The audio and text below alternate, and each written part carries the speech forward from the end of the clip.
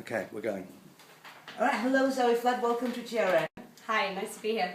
Zoe started working for GRN during this last year in Africa. Indeed, yes. And you've done quite a few jobs for us. Yes. You're a journalist. Tell us a little bit about your career.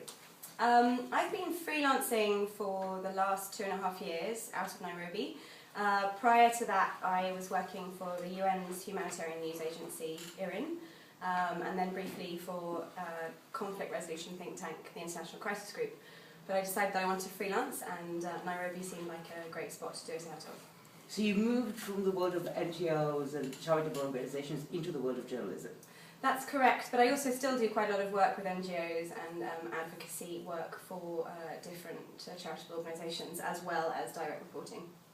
And you do both print and film. You are a videographer, but you're also a print journalist? That's right. I work as a multimedia journalist, so I produce text, video and stills, and also multimedia packages incorporating all the different elements. You've been covering this year's stories both in Kenya, in Nairobi, but also in Somalia. You've been going into Somalia quite a lot. That's right. I was in Somalia earlier this year in Mogadishu, filming a piece for the Independent newspaper. It was ahead of the London Conference on Somalia at the end of February, which was a renewed international effort to engage with the situation in Somalia. It's becoming much more sort of on the international agenda for reasons to do with piracy, some of the kidnappings in Kenya, the sort of export of terrorism from Somalia to the region, and having an impact also on sort of Western interests in that region. What was for you the most interesting thing you've seen in Somalia? I think Somalia sort of has long been a byword for chaos and anarchy. I was lucky enough to sort of spend several days travelling around Mogadishu, seeing the change that has taken place in the city as a result of territorial gains by the AU, the African Union forces that are present in the city. And it's really fantastic to see, after all the reports that you've heard coming out of the city, to see people sort of going about their daily business in parts of the city that have been secured. What were they experiencing before? I mean, only a year ago the front line was running through the centre of Mogadishu. Now it's sitting on the perimeter of the city. There are still ongoing attacks within the city, IEDs, suicide attacks, grenade attacks, but sort of compared to what it was before, when there was actually a sort of an active front line, active fighting in the city. People now can sit out, kids walk to school, you can see people having tea on the sidewalk doing their shopping, and that is, I think, a great relief for the population there. What was your impression of the general population's involvement in piracy? Who are the people who are running it, and who are the people who are suffering from it? Well, the pirates operate out of areas that are further north of Mogadishu. I think that there is an increasing disgruntlement amongst parts of the population about the ongoing piracy problem. I think that the local population is beginning to feel that it's bringing more trouble than it's worth to the areas from which pirates operate. In terms of the people who are involved, obviously you have many local Somalis. That sort of the piracy problem started as with local fishermen and sort of operating a kind of Coast Guard militia to protect the coastline from illegal fishing. But it sort of escalated into a more profitable, extremely profitable business that some people believe is also being bankrolled from outside. Well, when you speak to journalists who've been spending time in the Middle East or in Africa, or actually anywhere in the world, always the question arises, what is it like to be a female journalist in these parts of the world? I mean, I hope that a day will come when this question will not be even relevant. Is it still relevant? I think it's relevant, but I would say that perhaps more in a positive way. Obviously, there are certain risks that being female certain risks that you're exposed to more by being female, but I find that in terms of the sort of support and protectiveness that I feel from local communities that I work with, it's actually an advantage. And certainly working in, I mean, and this is many people make this comment, but working in Muslim communities, the access that you can get to the female population as a female journalist is just impossible if you were male. But could you get the same access to the male society, which is also quite secluded and have their own things in a way? I think you get access, but in a different way. I think there's a certain curiosity and perception that you're a slightly bizarre creature for sort of being there as a woman, often on your own. It's quite sort of curious and strange, and that actually gives you a certain access and insight. Do you feel that you're more worried about your safety than male journalists? I'm sure that there are certain threats that female journalists have to assess that male journalists don't. I have tended to find that being young and female has worked in my favour in situations of risk. I feel that people sort of are more willing to come to your assistance perhaps than they might be, say, for an older man.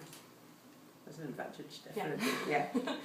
What was for you the highlight of 2012 so far in terms of news? What was interesting for you? I think that Somalia has been a very interesting story. I mean, we've spoken about my work in Mogadishu. That certainly remains a very interesting highlight, and certainly given the international context at that point in time, Somalia was very much at the top of the agenda. It'll be interesting to see how it shifts now, especially with elections coming up and the end of the mandate of the transitional federal government, and I'd be interested to sort of see how that develops. In terms of good news stories, and I was covering some of these for the Daily Telegraph, the release of Julius Tebet was a very positive outcome to sort of a very tragic story, and I think that was a great relief for many Somalia watchers to see some positive coming out of there. Similarly, the same week that she was released, the Somalia National Theatre was reopened after 20 years. Well, sadly, it was bombed several weeks later, but it was a step forward at least. What brought you to Africa? What raised your interest in Africa? Why did you even go there? That's a very good question. I had some historic family connections with various countries in Africa. I think that's what piqued my interest in the first place. But the more I've travelled there, the more I felt that it's just this extraordinary continent. I don't want to make a generalisation because I think that it's very easy to about Africa. It's so diverse, it's so unique, that is certainly true. But because it's so diverse, it's hard to sort of make any global statement about it.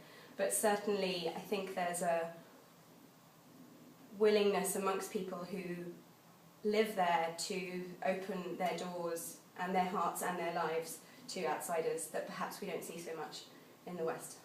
It seemed to me from our perspective here at GRN for a long time it must have been quite frustrating to be a journalist in Africa. The world interesting to have been very much in the Middle East, very much in the natural disasters in South America and East Asia, and the desire for news from Africa was very, very rare. So journalists often talk about the fact that even if there is a catastrophe or a war or a massacre, the death toll that is needed in Africa for the world to take interest is much higher than the death toll anywhere else.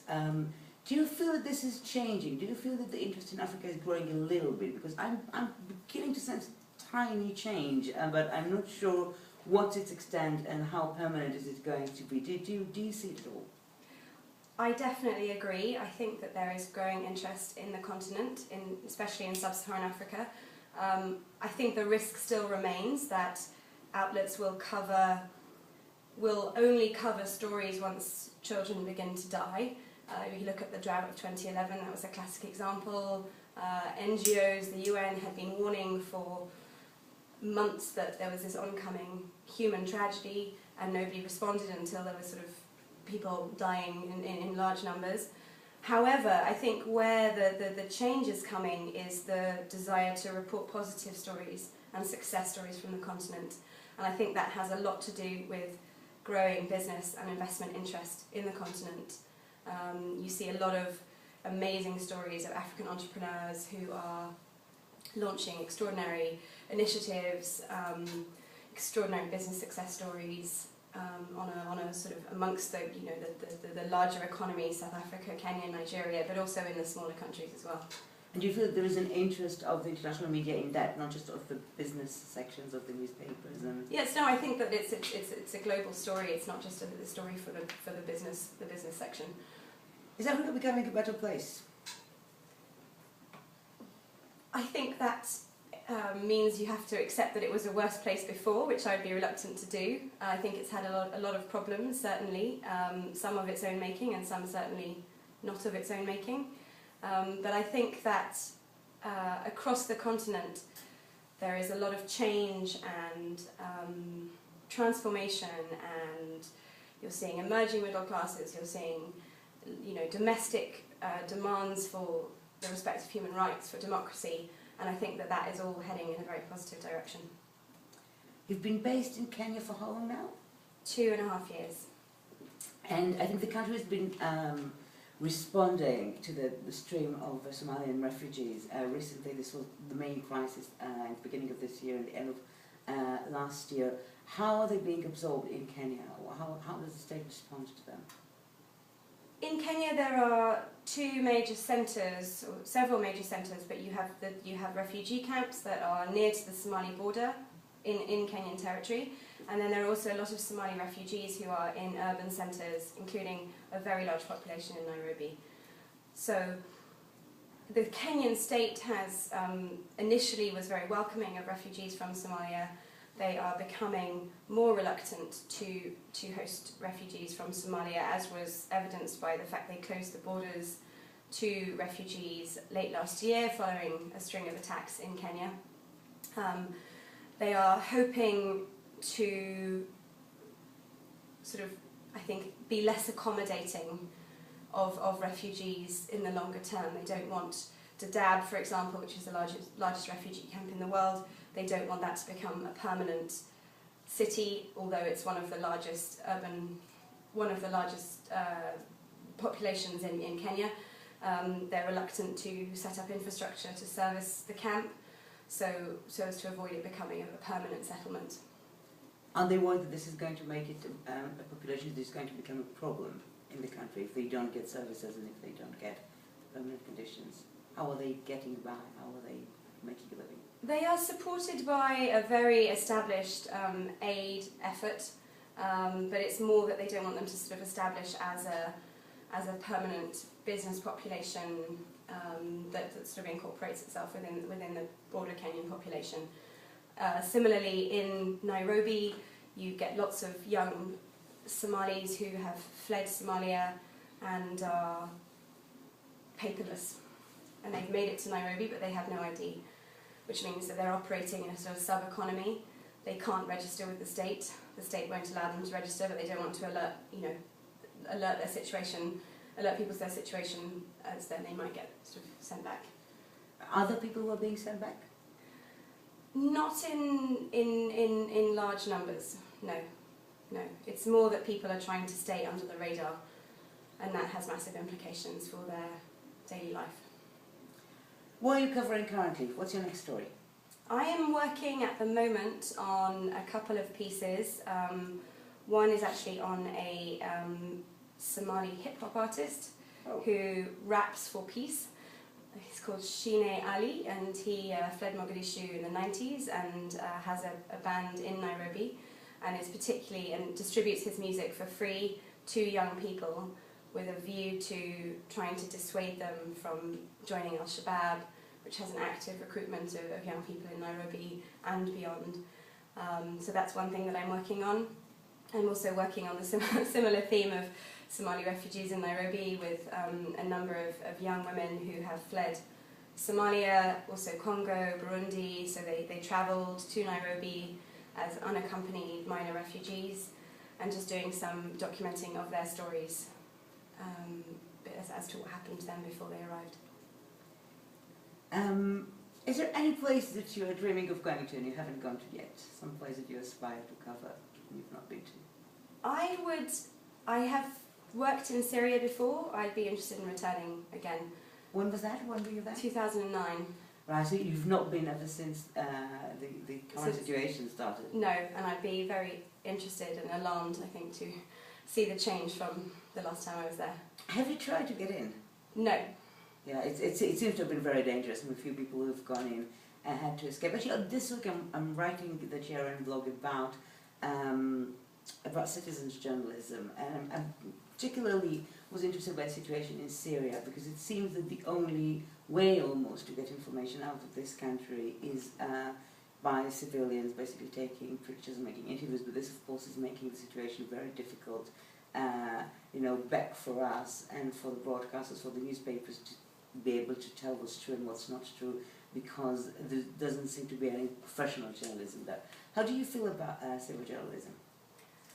I think it's definitely playing an important role, particularly in countries where journalists cannot easily get in or safely get in.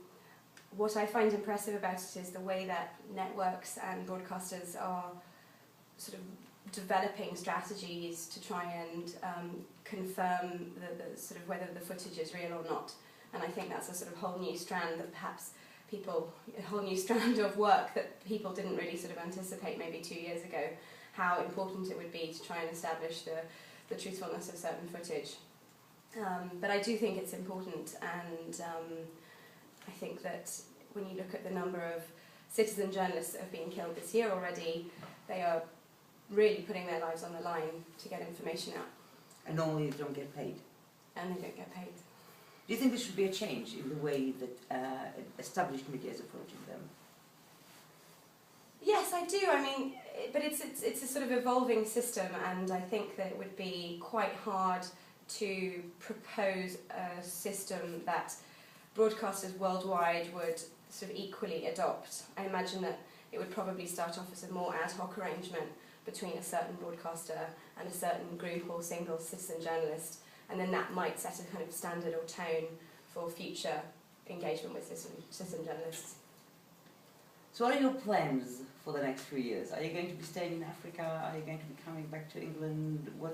How do you see? My plans are still a work in progress, but I really enjoy the freedom of freelancing and the choice that you have and the flexibility in terms of covering what you want to, what you feel is important, and also being able to travel at the drop of a hat and not get stuck in an office and just be on the road, really sort of seeing and reporting and documenting what you see. I'll ask you something that I've also asked Portia Walker. Is this a privilege of a certain class in the world? You know, people who can become freelance journalists, travel where they want, not be too bothered about whether work is coming in or not. Do you think that the freelance journalism is a very middle class, upper class sort of pursuit? I think that's a very important point. I think that perhaps where that is most true is when you're starting out, that you have to feel that you have a fallback option if things go terribly wrong. But I don't think that necessarily means that you have to have, a massive house in the country to do that. It just sort of means that you have a fallback, and that fallback might actually just be another job that you can go back to.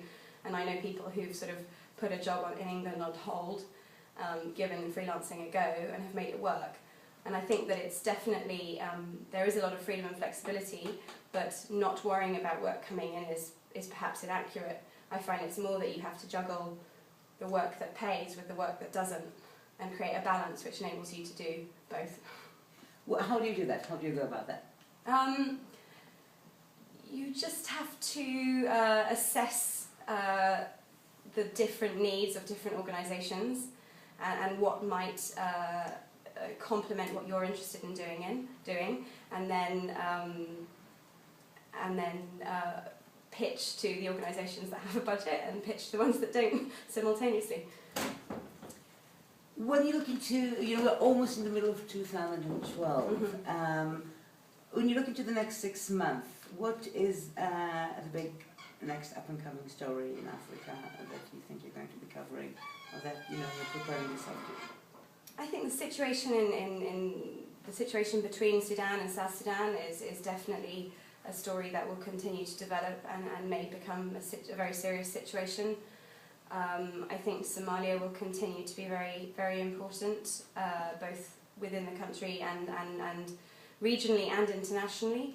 And obviously we've got a number of elections coming up, including that of Kenya, which will be a test of the peace agreement post-election violence in 2007, 2008, and that could potentially be a very interesting, and I hope not difficult time, but it has the potential to be so. So you're not going to be bored this year? I don't think so.